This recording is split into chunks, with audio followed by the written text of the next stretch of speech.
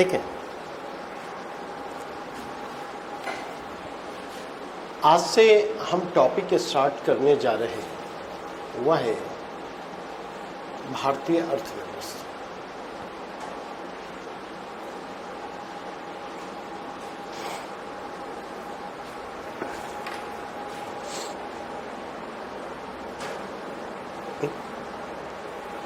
और इस टॉपिक में सबसे पहले जो हम डिफाइन करेंगे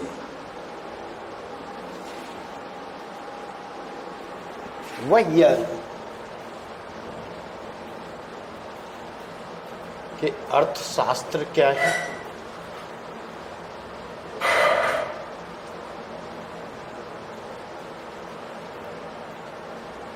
और अर्थव्यवस्था क्या है।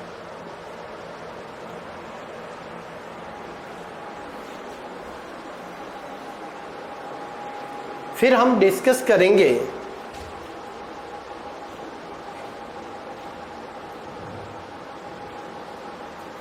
अर्थव्यवस्था के प्रकार, और इसी कंटेक्स्ट में हम डिस्कस करेंगे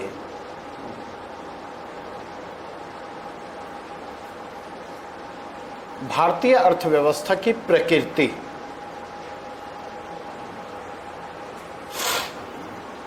नेचर ऑफ इंडियन इकोनॉमी।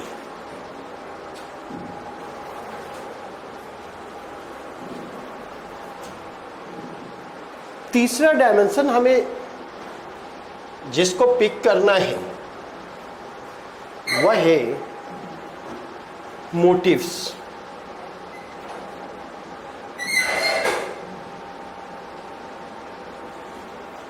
कोई भी जो अर्थव्यवस्था होती है वह अर्थव्यवस्था का उद्देश्य क्या होता।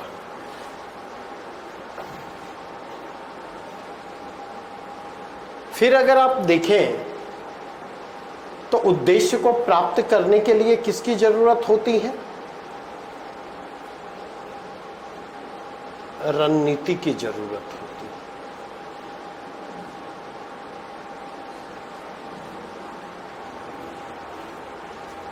स्ट्रैटेजी की जरूरत होती है।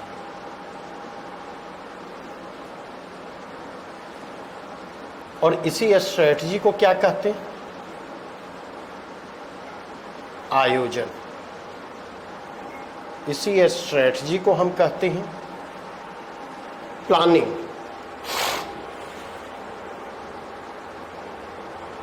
फिर उस स्ट्रैटेजी को जो है व्यावहारिक रूप देने के लिए किसकी जरूरत होती?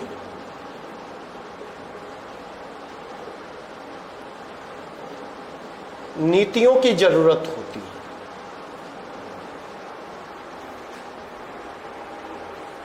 जिसे क्या कहते हैं? पॉलिसीज। और इसी पॉलिसीज में हम क्या पढ़ते हैं? तो इसी पॉलिसीज में मौद्रिक नीति की चर्चा आती। इसी पॉलिसीज में राजकोषीय नीति की चर्चा आएगी, और इसी पॉलिसी में व्यापार एवं निवेश नीति की चर्चा आएगी।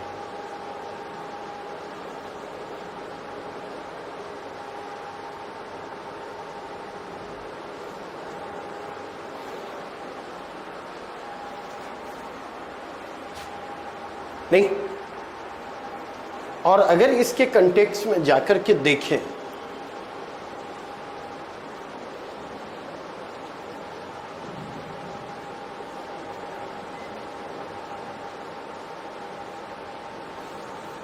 और इन सब के कंटेक्स्ट में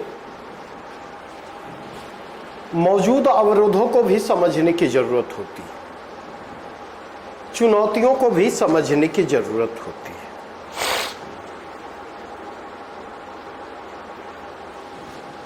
जब हम अर्थव्यवस्था की चर्चा करेंगे तो यहीं पर हम अर्थव्यवस्था के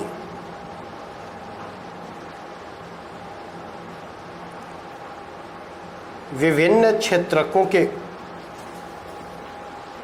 प्रश्न पर विचार करेंगे। ये इतने डायमेंशन हैं जितने डायमेंशन से हमें चीजों को पिक करना है।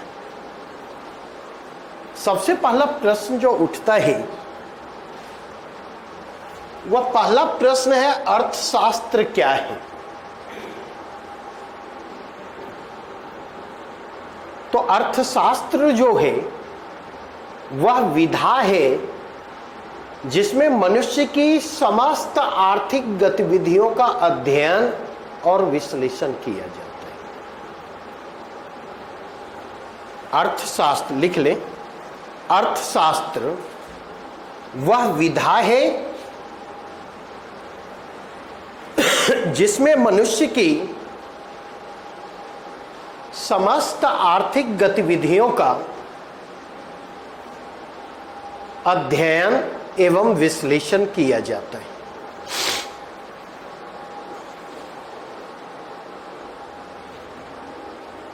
अध्ययन एवं विश्लेषण किया जाता है।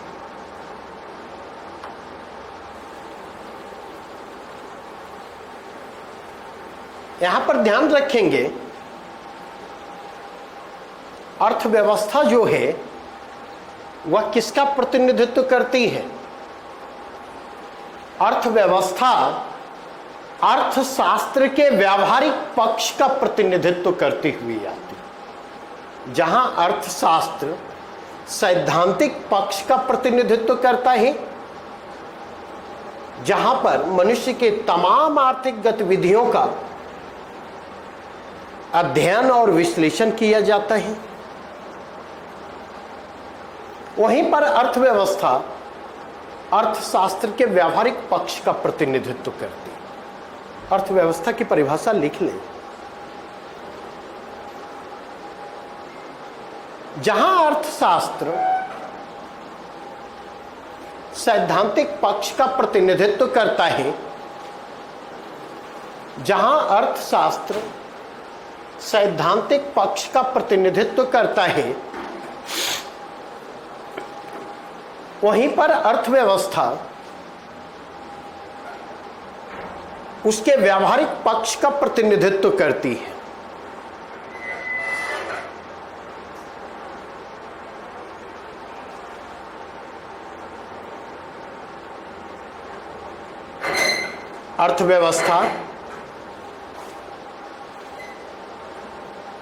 अर्थव्यवस्था कृषि उद्योग एवं सेवाओं के अंतर संबंध पर आधारित ऐसी व्यवस्था है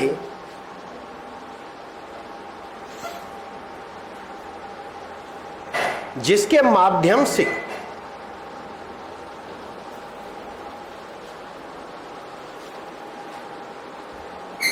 किसी भी देश के द्वारा संसाधनों और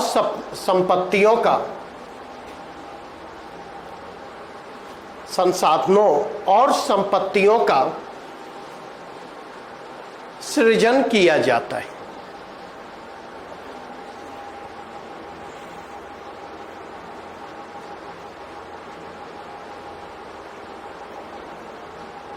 इतनी बातें स्पष्ट सुनो। अब अगर हम गौर करें तो तीसरा डायमेंशन हमारा है अर्थव्यवस्था के विभिन्न क्षेत्र। इसको मिटा दो, अर्थव्यवस्था के विभिन्न क्षेत्र।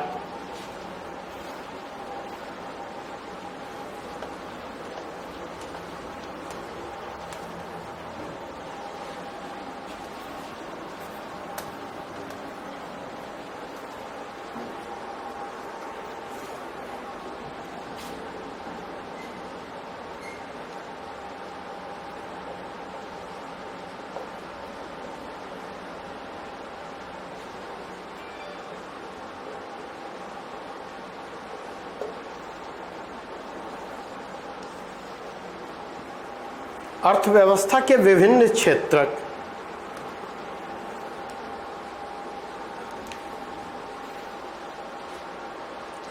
अगर इसके कंटेक्स्ट में देखें तो मनुष्य की जो समस्त आर्थिक गतिविधियां हैं, समस्त आर्थिक गतिविधियों का वर्गीकरण 3 श्रेणियों में किया गया है।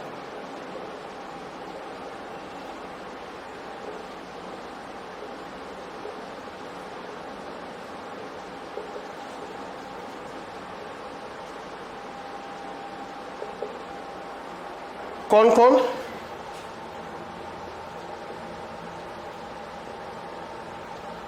प्राथमिक क्षेत्र,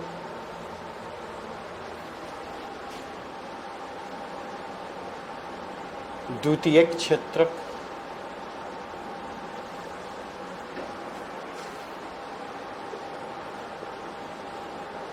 तृतीयक क्षेत्र।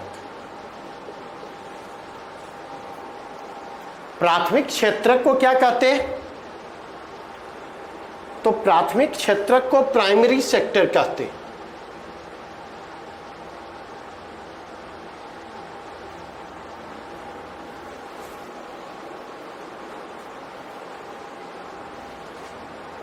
और प्राइमरी सेक्टर में क्या आते हैं?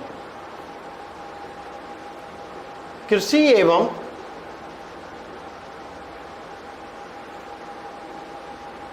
उससे संबद्ध गतिविधियां,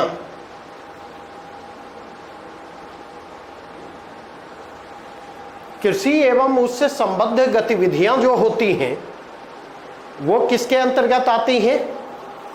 प्राथमिक क्षेत्र के अंतर्गत आती नहीं। और उससे संबद्ध गतिविधियां का मतलब क्या हो गया? मत्स्य पालन, पशुपालन आदि।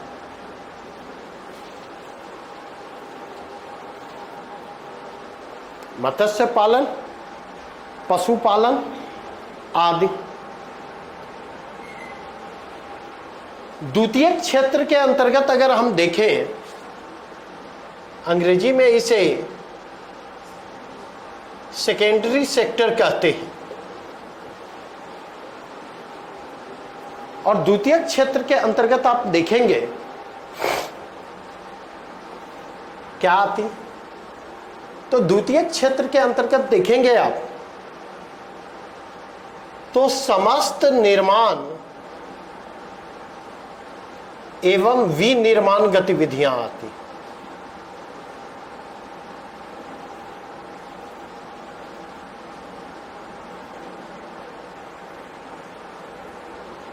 समस्त निर्माण और विनिर्माण गतिविधियां जो होती हैं वो किस क्षेत्र के अंतर्गत आती हैं?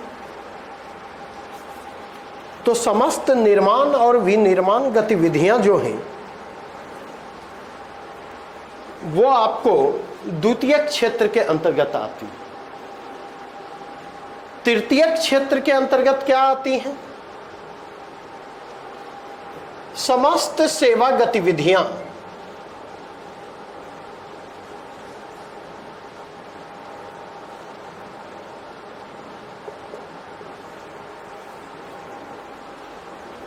समस्त सेवा गतिविधियां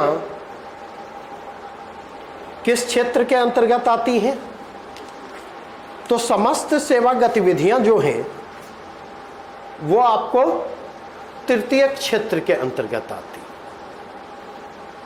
इतनी बातें स्पष्ट हुई। इसको हम एलैबोरेट करेंगे,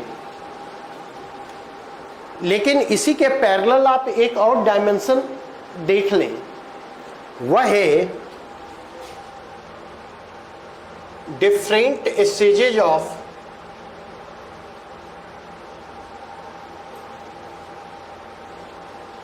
economic development। आर्थिक विकास के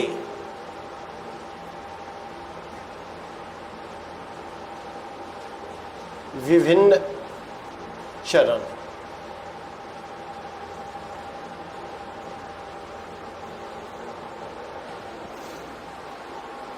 आर्थिक विकास के विभिन्न चरण। तो आर्थिक विकास के संदर्भ में देखेंगे तो 3 चरणों की बात आती है। प्रथम चरण,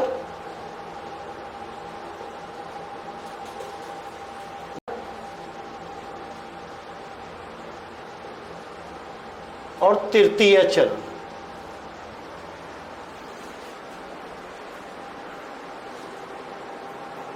तीनों चरणों में फर्क क्या होता है? कोई भी अर्थव्यवस्था जब अपने विकास के आरंभिक चरण में होती है तो उसकी जीडीपी में किसकी महत्वपूर्ण भूमिका होती है? जीडीपी क्या मतलब समझते हैं? अभी थोड़ी देर में मैं चर्चा करता हूं। सकल घरेलू उत्पाद में, ग्रॉस डोमेस्टिक प्रोडक्ट में कृषि एवं संबद्ध क्षेत्रों की भूमिका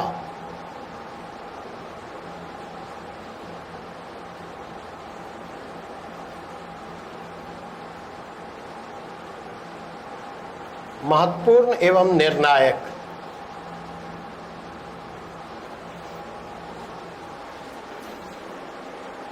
कृषि क्षेत्र की तुलना में देखें, औद्योगिक क्षेत्र और सेवा क्षेत्र की भूमिका क्या होगी? अपेक्षाकृत कम होगी, नहीं? अब अगर मूव करें आर्थिक विकास के दूसरे चरण की ओर, जब आप बढ़ेंगे तो जीडीपी में कृषि क्षेत्र की भूमिका क्या होगी?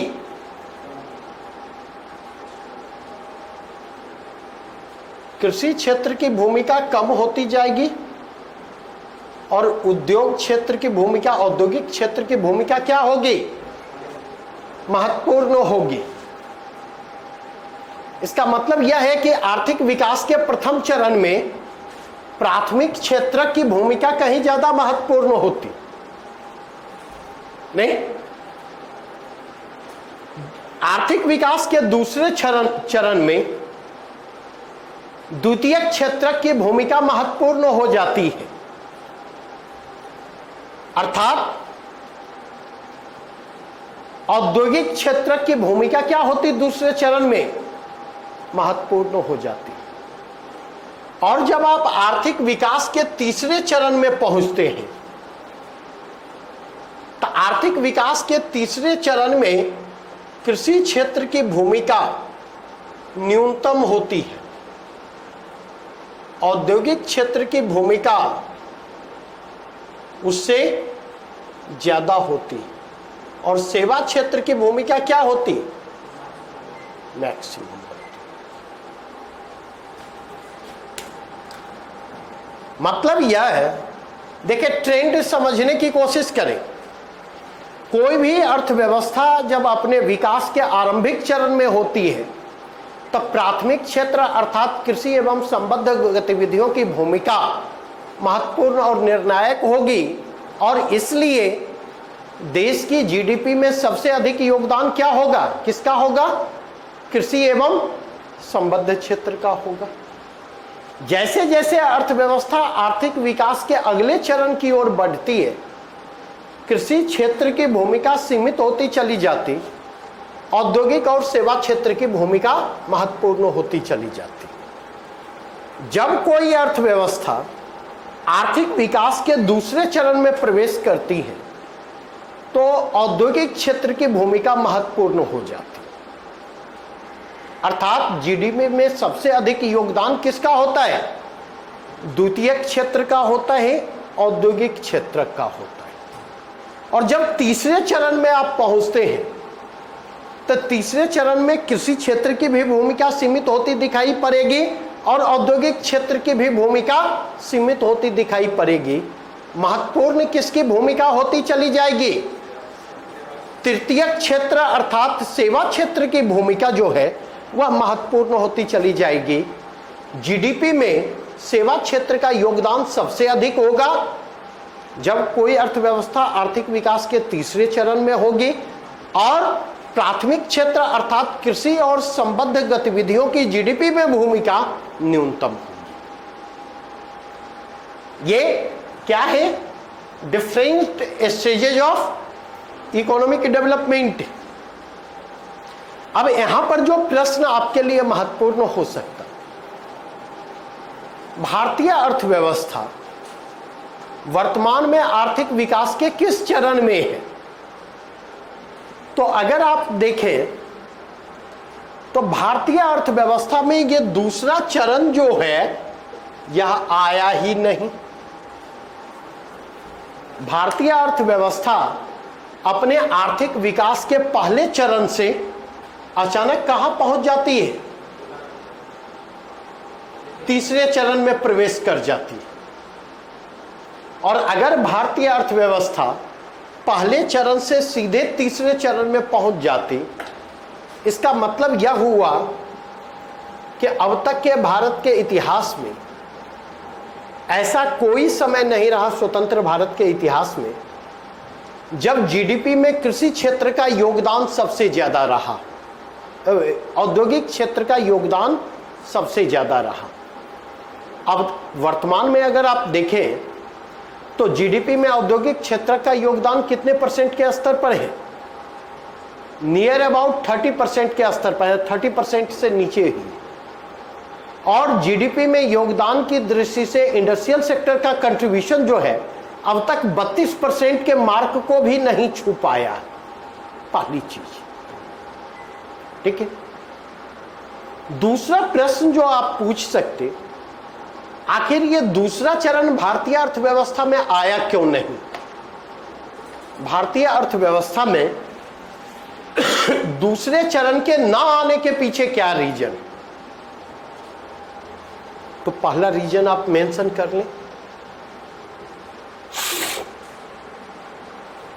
पहला महत्वपूर्ण कारण है वह है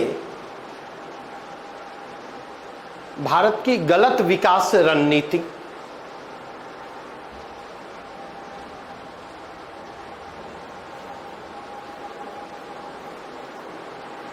दूसरा महत्वपूर्ण रीजन क्या है?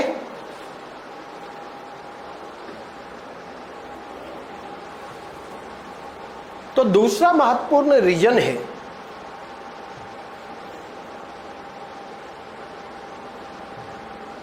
भारत के द्वारा मिश्रित अर्थव्यवस्था की संकल्पना को अपनाया जाना। भारत के द्वारा मिश्रित अर्थव्यवस्था की संकल्पना को अपनाया जाना।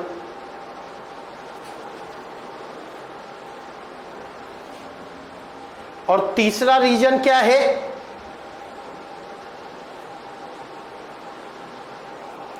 मिश्रित अर्थव्यवस्था का मतलब समझते हैं, विस्तार से मैं चर्चा करूंगा। मिश्रित अर्थव्यवस्था का मतलब है जिस अर्थव्यवस्था में पूंजीवादी अर्थव्यवस्था के भी तत्व मौजूद हों और समाजवादी अर्थव्यवस्था के तत्व भी मौजूद हों। अर्थात जिस अर्थव्यवस्था में निजी पूंजी, निजी निवेश, निजी स्वामित्व की संकल्पना भी मौजूद हो, निजी पूंजी, निजी निवेश और निजी स्वामित्व की भी संकल्पना मौजूद हो, और जिस अर्थव्यवस्था में राजकीय स्वामित्व की भी संकल्पना मौजूद हो, राज्य की संपत्ति की संकल्पना भी मौजूद हो। बातें स्पष्ट हो? तो मिश्रित अर्थव्यवस्था की संकल्पना को अपनाया जाना और उस मिश्रित अर्थव्यवस्था में सार्वजनिक क्षेत्र की महत्वपूर्ण एवं निर्णायक भूमिका। उस मिश्रित अर्थव्यवस्था में सार्वजनिक क्षेत्र की महत्वपूर्ण एवं निर्णायक भूमिका। सार्वजनिक क्षेत्र का मतलब राज्य के स्वामित्व वाली इकाइयां, राज्य की स्वामित्व वाली इकाइयां। इतनी बातें स्पष्ट हुई? यहां तक में कोई डाउट है? अब यहां पर गौर करेंगे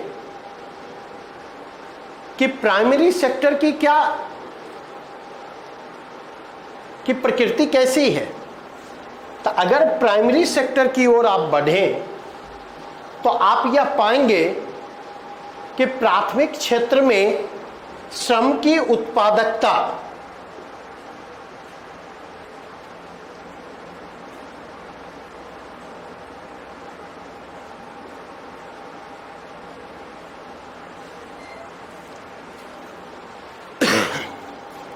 प्राथमिक क्षेत्रक में श्रम की उत्पादकता न्यूनतम स्तर पर होती नहीं, अर्थात प्राथमिक क्षेत्र में जो श्रम संलग्न होगा, जैसे अगर आप देखें एक किसान 1 घंटा मेहनत करता है, श्रम की उत्पादकता का मतलब एक किसान 1 घंटा मेहनत करता, एक किसी इंडस्ट्री में काम करने वाला व्यक्ति 1 घंटा मेहनत करता और 1 घंटे की मेहनत मैं करता, 1 घंटे की मेहनत मैं करता, तो लेबर की प्रोडक्टिविटी सबसे ज्यादा किसकी होगी? लेबर की प्रोडक्टिविटी सबसे ज्यादा किसकी होगी? मेरी होगी। और लेबर की प्रोडक्टिविटी सबसे ज्यादा किसकी होगी? 1 घंटे में वह जो काम करेगा एक किसान, अगर उसके काम के मौद्रिक मूल्य को आंका जाए तो उसके 1 घंटे का काम का मौद्रिक मूल्य ज्यादा होगा या कम होगा? नहीं, तो मौद्रिक मूल्य का कम होना किस दिशा में संकेत करता है? लोअर लेबर प्रोडक्टिविटी की दिशा में संकेत करता है। और मौद्रिक मूल्य का अधिक होना यह किस दिशा में संकेत करता है? मान लीजिए मैं कहीं जाकर के पढ़ाता हूं 1 घंटे, तो अगर मैं कहीं पर जाकर के 1 घंटे पढ़ाता हूं तो उसके लिए मुझे 2,500 से 5,000 रुपये 6,000 रुपये तक 1 घंटे के मिल सकते नहीं। उस 6,000 रुपये की कमाई के लिए किसानों को कितने घंटे देने पड़ सकते? बात सही है या नहीं? इसका मतलब मैं जो काम कर रहा हूं उसकी लेबर प्रोडक्टिविटी क्या है? ज्यादा है, और किसान जो काम कर रहा है उसकी लेबर प्रोडक्टिविटी क्या है? कम है। तो प्राथमिक क्षेत्र में श्रम की उत्पादकता निम्नतम स्तर पर होती है और प्राथमिक क्षेत्र की गतिविधियों के लिए जिस श्रम की जरूरत होती है वह क्या होता है?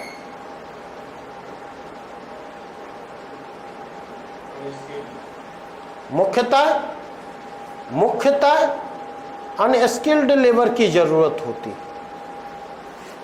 मुख्यतः यहां पर अनस्किल्ड लेबर की जरूरत होती है। इतनी बातें स्पष्ट हो? लेकिन द्वितीयक क्षेत्र में आते हैं तो यहां पर श्रम की उत्पादकता क्या होती है?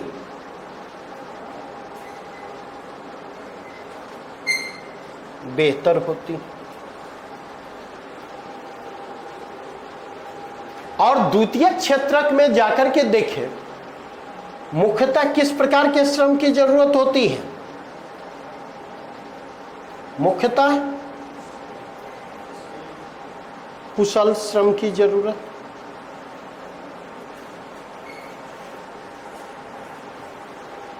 मुख्यतः कुशल श्रम की जरूरत होती है। और अगर तृतीयक क्षेत्रक में देखें तो श्रम की उत्पादकता क्या होती है?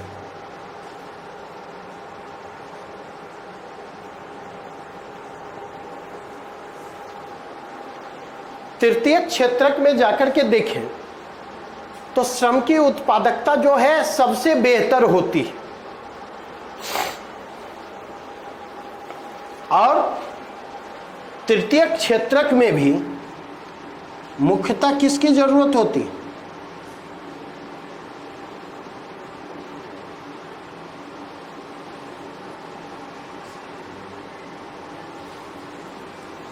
मुख्यतः कुशल श्रम की जरूरत। इसके अलावा देखेंगे तो अर्धकुशल श्रम की भी जरूरत होती है।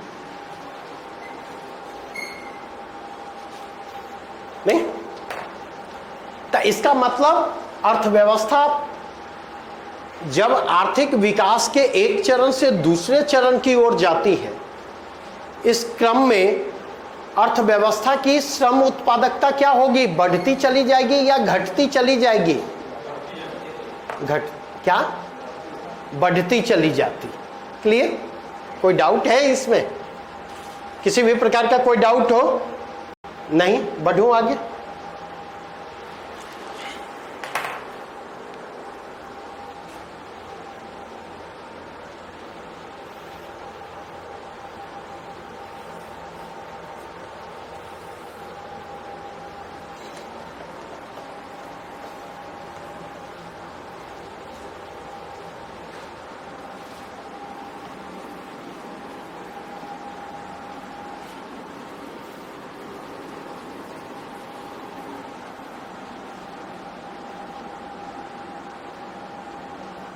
अब वापस लौटते हैं।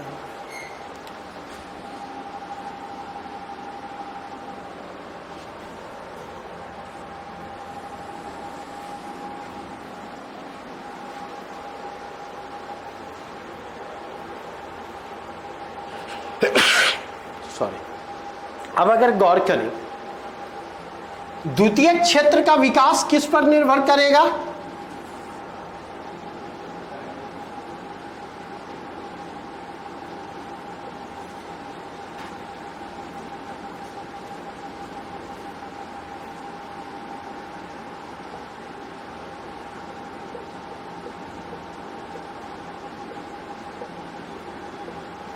तो द्वितीय क्षेत्र का विकास प्राथमिक क्षेत्र पर निर्भर करेगा। क्यों? इसके पीछे कारण क्या है? इसके पीछे कारण यह है कि कच्चे माल की उपलब्धता कौन सुनिश्चित करता है? मतलब द्वितीय क्षेत्र रॉ मटेरियल के लिए, कच्चे माल के लिए प्राथमिक क्षेत्र पर निर्भर है।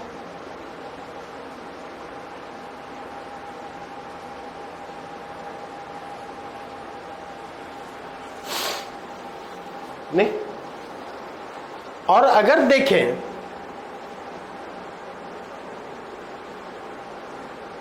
बाजार संभावनाओं के विस्तार में भी किसकी भूमिका होती?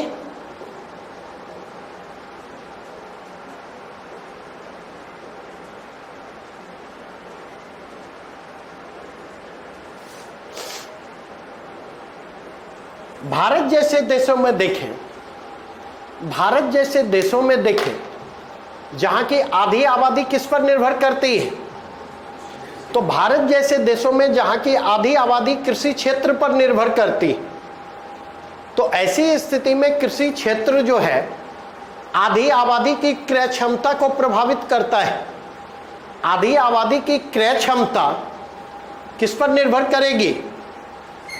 कृषि क्षेत्र के प्रदर्शन पर निर्भर करेगी।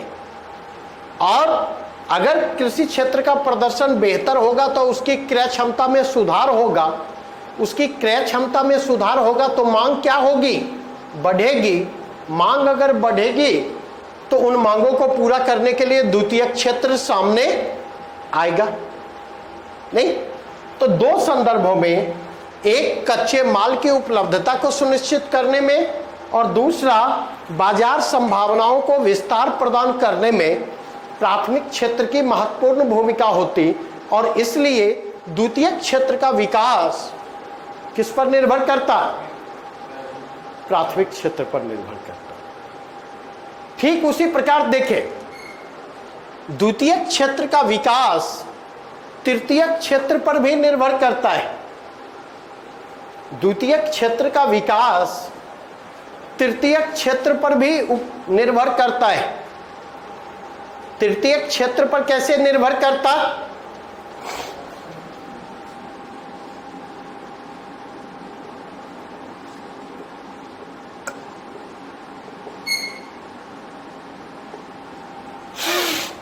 तृतीय क्षेत्र पर कैसे निर्भर करता है?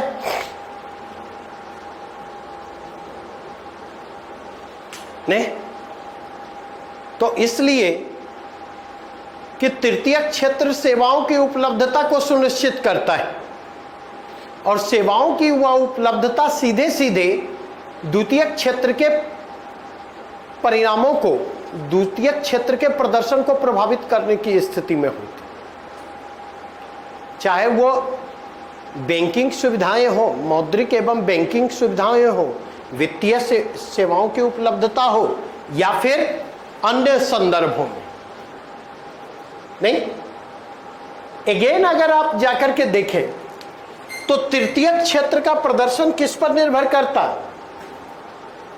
तृतीय क्षेत्र का प्रदर्शन भी प्राथमिक और द्वितीयक दोनों क्षेत्रों पर निर्भर करता है। नहीं, क्योंकि प्राथमिक और द्वितीयक क्षेत्र में अधिशेष की संभावना क्या करेंगी? सेवा गतिविधियों को बढ़ाने के लिए अवसर उपलब्ध करवाएंगी। मेरे कहने का मतलब यह है कि ये अर्थव्यवस्था के ये तीनों क्षेत्र एक दूसरे से क्या है? संबद्ध हैं, एक दूसरे से प्रभावित भी होते हैं और एक दूसरे के विकास को ये प्रभावित भी करते हुए आते हैं। कितनी बातें स्पष्ट हुई? कोई डाउट है इसमें? अगर है पूछ लो, क्योंकि इकोनॉमी की यही खासियत है।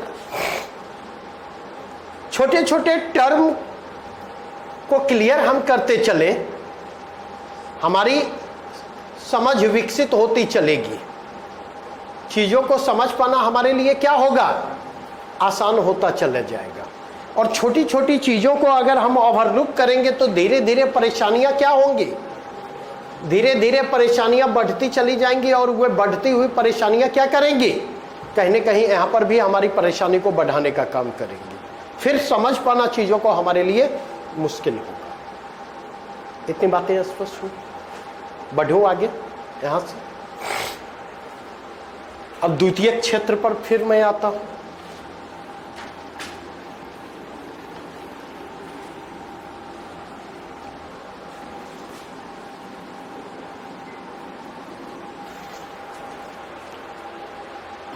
द्वितीय क्षेत्र के अंतर्गत ही देखें, द्वितीय क्षेत्र की गतिविधियों का वर्गीकरण भी निर्माण, विनिर्माण। निर्माण के लिए वर्ड क्या है? कंस्ट्रक्शन। और विनिर्माण के लिए वर्ड क्या है?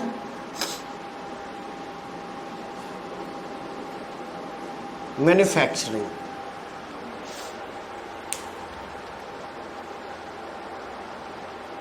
निर्माण के लिए वर्ड है कंस्ट्रक्शन और विनिर्माण के लिए वर्ड क्या है? मैन्युफैक्चरिंग।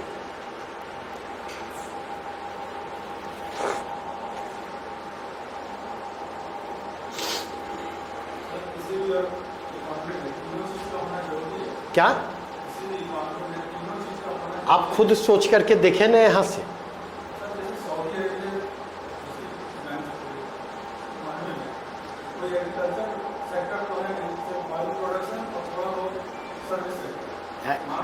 क्या प्राइमरी सेक्टर के अंतर्गत केवल एग्रीकल्चर आता है?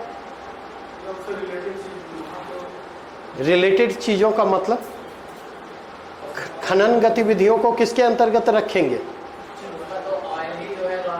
वेट खनन गतिविधियों को किसके अंतर्गत रखेंगे? बातें समझ रहे हैं? यानी हर इकोनॉमी में तीनों क्षेत्र की मौजूदगी होगी। एक चीज, दूसरी चीज, क्या सऊदी अरबिया में किसी चीज की खेती होती ही नहीं है? अब देखिए, अपनी सुविधा के हिसाब से व्याख्या ना करें कृपया, क्योंकि अपनी सुविधा के हिसाब से व्याख्या करेंगे तो फिर परेशानियां क्या होंगी? बढ़ जाएंगी। नहीं, हम प्राथमिक क्षेत्र की गतिविधियों का मतलब केवल गेहूं चावल की खेती से ना निकालें। प्राथमिक क्षेत्र की गतिविधियों के अंतर्गत कृषि एवं संबद्ध गतिविधियां, खनन गतिविधियां, वो सारी की सारी चीजें आ जाती। और पूरे के पूरे मिडिल ईस्ट की इकोनॉमी में अगर आप चले जाएं, मध्य पूर्व की अर्थव्यवस्थाओं में चले जाएं, तो मध्य पूर्व की अर्थव्यवस्थाओं में प्राथमिक क्षेत्र की भूमिका महत्वपूर्ण और एवं निर्णायक है। खनन गतिविधियों की भूमिका महत्वपूर्ण एवं निर्णायक है। और चूंकि वहां देखिए द्वितीयक क्षेत्र की गतिविधियां अभी भी पिछड़ी हुई अवस्था में है और किसी भी सोसाइटी के मॉडर्नाइजेशन का संबंध प्राइमरली किससे जुड़ता है? द्वितीयक क्षेत्र की गतिविधियों से जाकर जुड़ता है। इसलिए देखेंगे कि वहां की सोसाइटी का मॉडर्नाइजेशन जो है अब तक संभव नहीं हो पाया है। नहीं, मॉडर्नाइजेशन और इंडस्ट्रियलाइजेशन, ये दोनों प्रोसेस एक दूसरे से इंटर रिलेटेड है। क्लियर? और कुछ बढ़ूं आगे? तो मैंने कहा निर्माण और विनिर्माण, निर्माण गतिविधियों के जरिए क्या किया जाता? तो जो निर्माण गतिविधियां हैं वे भौतिक अवसंरचनाओं के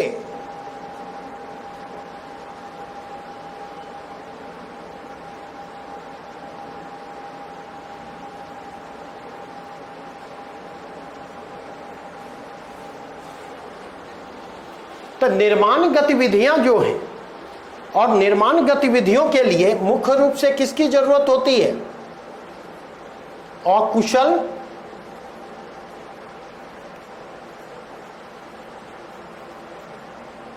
मुख्यतः निर्माण गतिविधियों के अकुशल श्रम पर निर्भरता होती और कुछ एक मात्रा में अर्धकुशल श्रमिकों की भी जरूरत होती।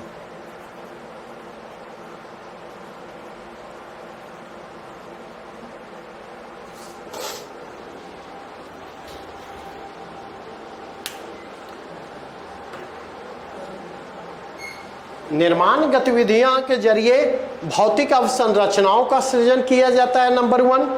नंबर 2, निर्माण गतिविधियों में मुख्य रूप से अकुशल श्रमिकों की भूमिका होती है और तीसरी चीज कि यहां पर अर्धकुशल श्रमिकों की भी जरूरत होती है।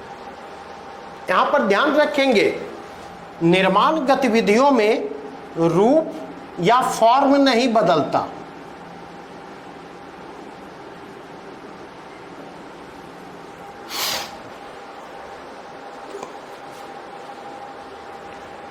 लेकिन विनिर्माण गतिविधियां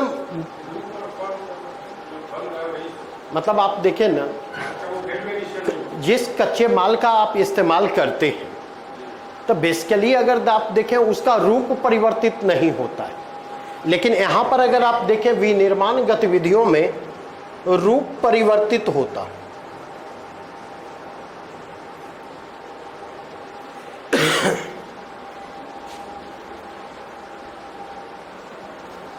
नहीं, दूसरा कंटेक्स्ट अगर आप जाकर के देखें तो विनिर्माण गतिविधियों में कुशल श्रमिकों की भूमिका अहम होती है।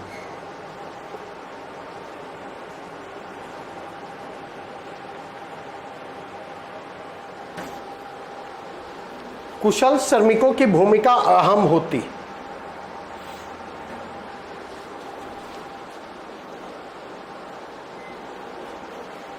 और तीसरी चीज देखें, विनिर्माण गतिविधियां श्रम के बजाय पूंजी और मशीनरी पर अधिक निर्भर करती हैं।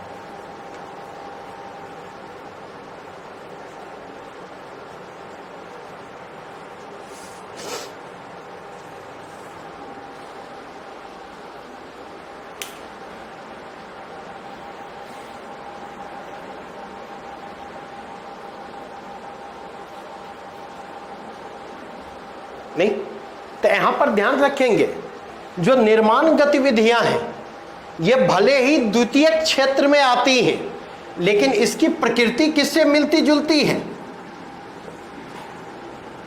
इसकी प्रकृति प्राथमिक क्षेत्र से मिलती जुलती है। और अगर मैं कहता हूं कि इसकी प्रकृति प्राथमिक क्षेत्र से मिलती जुलती है तो इसके जरिए मैं क्या करना चाहता? तो इसके जरिए मैं यह कहना चाहता हूं कि यहां पर भी लेबर की भूमिका अहम होती है प्राथमिक क्षेत्र की तरह। नंबर 2, यहां पर भी अगर आप देखें तो नेचर ऑफ लेबर रिक्वायर्ड जो होता वह अनस्किल्ड लेबर होता है। और नंबर 3 यहां पर भी देखें तो श्रम की उत्पादकता कृषि क्षेत्र की तुलना तो बेहतर होती है, लेकिन श्रम की उत्पादकता यहां पर भी निम्न होती है। इतनी बातें स्पष्ट हुई। यहां से आगे बढ़ूं। अगर भारतीय अर्थव्यवस्था में देखें, नहीं यहां पर 2-3 चीजों को ध्यान रखेंगे, आपके लिए महत्वपूर्ण है।